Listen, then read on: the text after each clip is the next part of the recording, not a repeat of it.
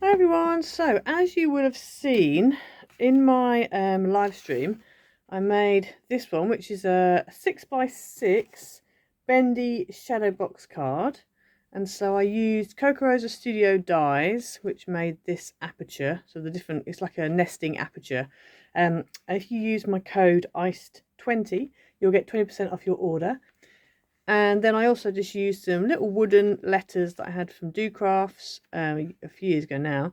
And I just covered them in some nail varnish, UV nail varnish. It was a bit of a first on the live stream. We just had a bit of an experiment. So yeah, we covered them in UV nail varnish and then just UV'd them up and then put a top coat on. But you could use normal nail varnish, you could use accent glaze, anything really. And so this one folded down flat and would fit in a 6x6 envelope.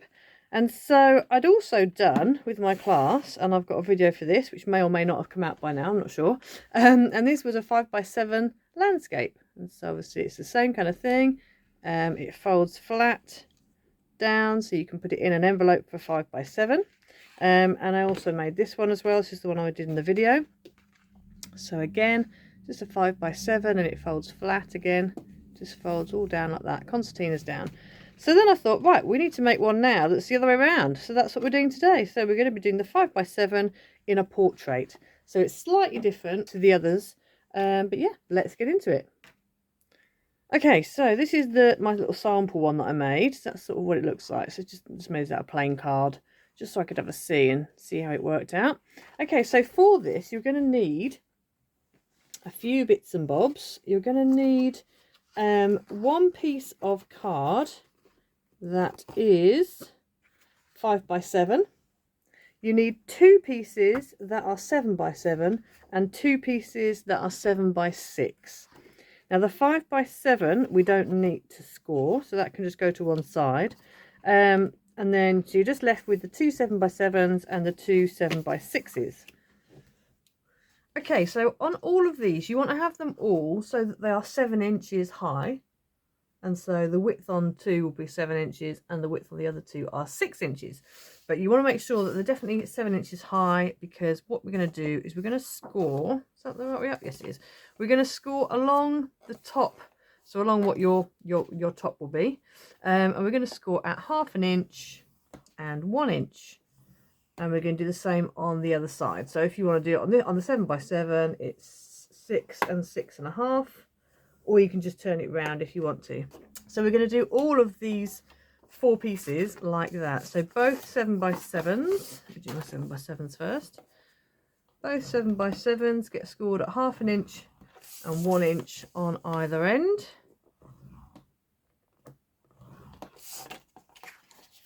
And then both of your 7x6s, you want to score along the 6 inch edge, and again at 1/2 inch and 1 inch on either end. Okay, so next you want to choose 4 nesting aperture dies. Now, if you don't have nesting aperture dies, you can make yourself one. But you can make yourself like a template. If you just get like a cereal packet or some sort of thick piece of card, and just make 4 either rectangles or circles or whatever you want, ovals, whatever it is you want to use, that are just slightly smaller than each other, and just draw around those and use those as a template. If you have got dies, you can use those. I'm going to be using this set here, which is from Rosa Studio. I got these a while back now, but they're really cool because you've got a little frilly edge as well as the straight edge as well. So I'm going to be using all the straight edges, and I might do a gold frilly edge, possibly. I'm not sure yet. But we're going to get the largest of the nesting dies. And what we're going to do is we're going to start off with whatever you want your front piece to be. And this will be a 7x7.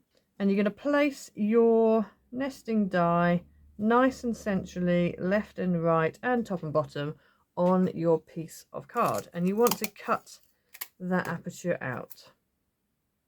Okay, so I've cut that out. So I've got a nice little stitched rectangle. So I'm going to put that to one side. I shall use that on another one. I've got a whole load here. I just need to use them up on cards. Okay, so next what we're going to do is we're going to go ahead and fold up our along our score lines. Now you might want to go over your score lines again, because by die cutting you might have flattened them. If you want to, you can die cut your aperture before you score, but I just find that it's easier to get it central with the score lines there. So what we're going to do is we're going to go valley, mountain, mountain, valley.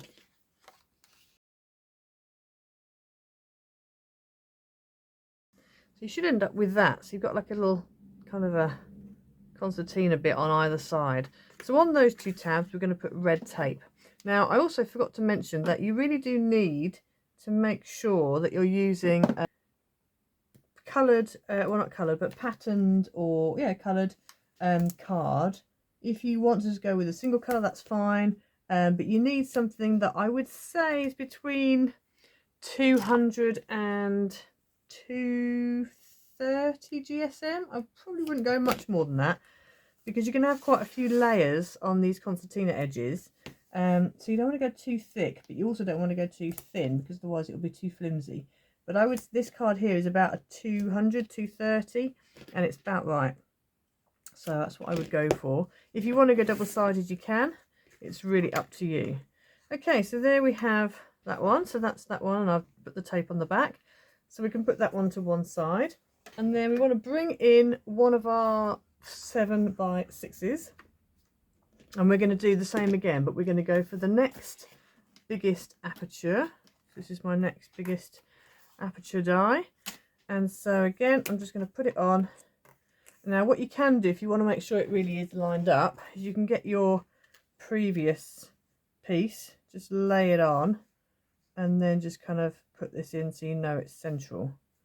It doesn't always work this way, but at least it then, you know, kind of you've got more chance of it being central, or at least lining up, because that's actually bigger on that side than it is on that side. But anyway, that looks about right. So I'm going to go ahead now and I'm going to die cut this one.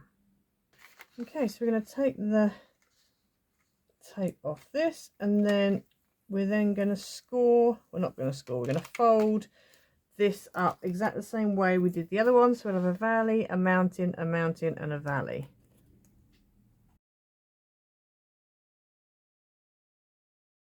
And then we're going to go ahead and we're going to put red tape on these tabs, just like we did with the other one.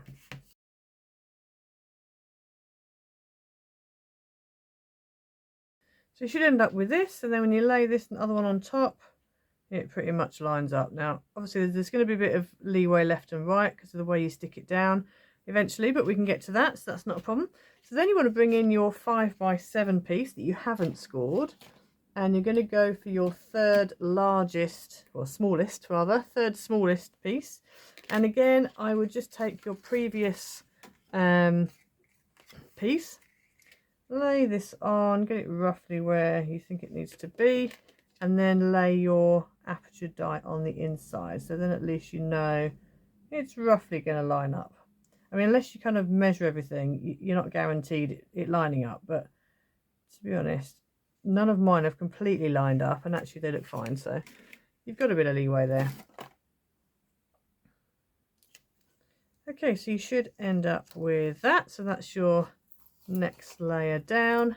So you've only got one more to go. Now these get quite, you know, small quite quickly. So my next piece, my next aperture is very tiny, very tiny indeed. If you obviously use slightly, you know, not quite so bigger increments, then that's fine. So that's that. And then we want to take the other piece that was 7x6, and this one, obviously because this hasn't got any score lines, it makes it a bit easier. You can kind of lay it on top, make sure it's central, and then that one is going to go in the middle there. So I'm going to go ahead, stick that down, and then cut that out. Okay, so once you've done that, you should end up with that, which is the smallest aperture. Now the last piece, which is the 7x7, you're not going to cut anything out of that. If you want to put stamp a greeting on the back, do that now, because that's the bit where you're actually going to write. You might want to do like a matte and then a plain piece on top, just to give it a bit of a border. The only thing with doing that is that this is going to bend, so you want to make sure whatever you use is quite thin, otherwise it's going to impede its ability to bend. Okay, so the one we've just cut out, we want to fold mountain, valley, valley, mountain. So the opposites of what we were doing previously. And you're going to do the same fold as well on that one you haven't cut the aperture out of, the back one. So that's also going to be a mountain, valley, valley, mountain.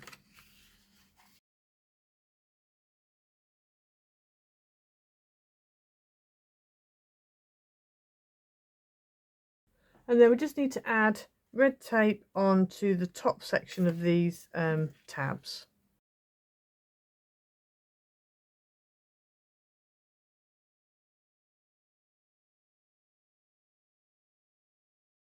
Okay, so before we start sticking everything together, I'm just going to take the front two and just literally just give them a bit of a bend just with your finger. Now, because you've already cut an aperture out, they should bend quite nicely. And as I said, as long as you're using not too thick a card, also that will also help them not to bend too, to be able to bend well. So just give them a little bit of a coax. There we go, like that. Then we're going to take the 5x7, and you are going to take this 7x6 that you've got, and you're going to stick it down so that you've got a bit of a gap either side. Now you want enough gap that these tabs are going to fit. So what we're going to do to start with, I think, is if we stick the big one down first. So let's just check it definitely folds down to be the right size. Yes, it does. Cool. Is that the right way around as well? Yeah. So what we're going to do is we're going to peel off the backing on one side. Now there's two different ways of doing this. So when I did the 6x6, I did it slightly differently. So this is just another way of sticking these layers down. So we're going to stick this down. I'm going to make sure this left hand side lines up. Okay, so it's lining up. This left hand side, the cut edge, is lining up with the cut edge of the 5x7. So we're going to just stick that down. So you end up with that. So it's just stuck on one side. Then we're going to take the other one, which is the 7x6, and we're going to stick that down. Now that does need to go. Let me just turn this around in case it sticks better this way around. Yeah, that's a bit better, I think. Yeah. So you just basically want to butt that edge up to here. Okay. But you also want to make sure that when you stick it down, it's kind of, the apertures are still kind of central. Now mine's a little bit off, but if I turn it round, I feel like it's not going to do. It's a bit big on that side then. Oh well, we'll just stick it down like that. That's fine. Yeah, I think this is the best way actually.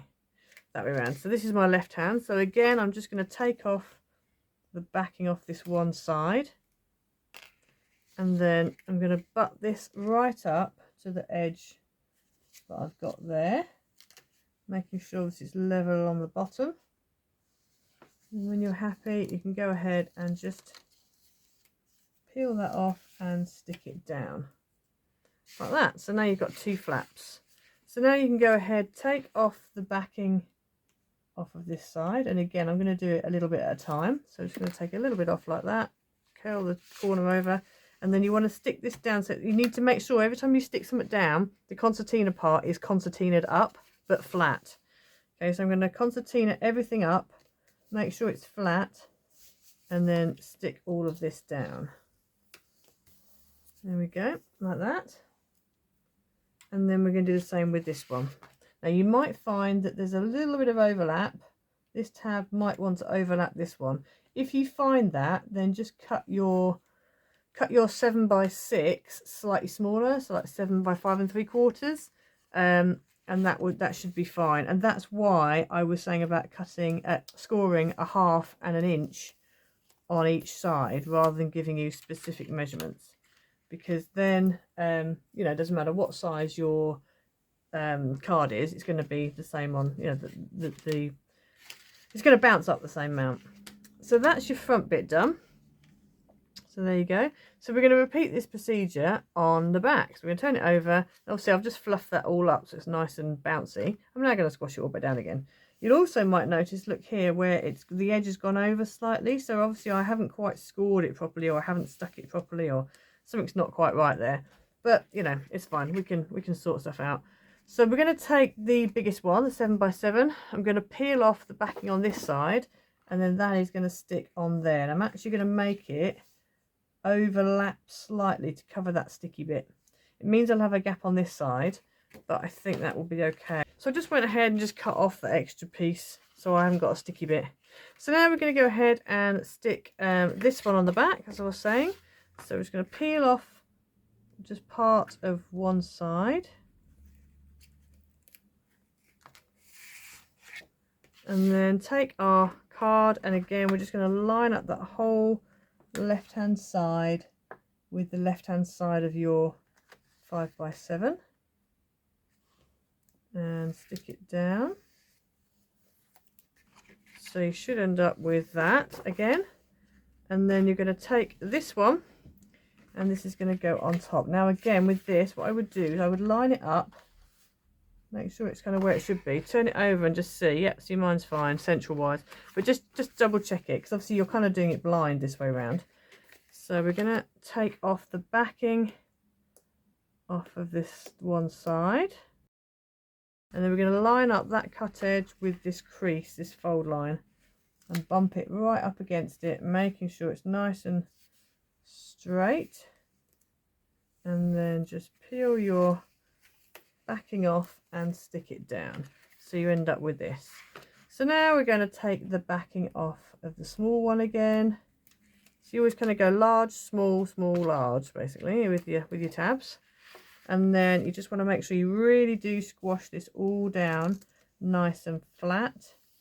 Get it all nice and flat, concertinaed, and then stick that down, and then the same with this one. So we're gonna if you want to do acetate on any of your levels, so you know, if you're with my I can't find it now, with the one I showed you at the beginning, the one I did the 5x7 landscape, I've actually got acetate in the middle. So if you want to do that, you want to put that on before you start this process. Okay, so then we're going to squish this all down like this and stick that down like that.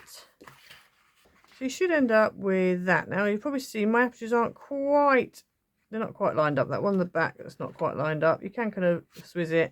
And from the top as well, you notice this one for some reason is really badly out there, and I'm not quite sure why that's so badly out, but it is. So anyway, never mind. It's just the way things go, which will probably mean, you know, is the reason why that is out. But anyway, once you get everything in, you decorate it all up, you're not going to notice. It makes quite a nice it's quite a nice, you know, look to the card, I think. So then we just need to go ahead and decorate. So I'm actually going to, I'm not going to put the frames on, which are part of this die set, just because I feel like they might add a bit too much bulk. They might not want to bend. They might come away. I just think, you know. So I'm actually going to use a different die, another Coca Rosa one actually. And this was supposed to be, it was like that. If you have it as a whole, it's like that. But I've just cut it. I've done a few of them and I've just cut them apart. And I'm just going to have them around the outside edges like this, and then we're then going to put I've got a happy anniversary, which I think I'm going to put on acetate and have, actually I could probably put it on there, actually I might have it on there like that, yeah, quite like that there, and then that way I haven't got to worry about acetate. It can nicely sit on the two edges. I mean, I could put acetate across if you want extra stability, or even a piece of card you could probably put, actually I might do that. I might do a little strip of card on the inside. I'm just going to keep it nice and simple. So I'm going to go ahead now and decorate this up.